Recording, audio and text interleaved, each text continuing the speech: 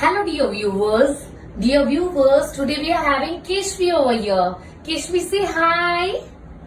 Okay, she is also a toddler. Now, today, Keshvi is learning the sound of A to H. So, Keshvi, A to H ના બધા sound તું મારી સાથે શીખીશ?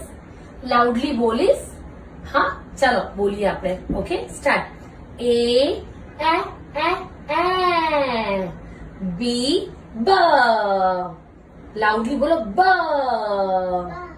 C, K, K. D, D, D, D. E, F, F, F. F, G, G, G, G, G, G. G, G, G, G, G, G.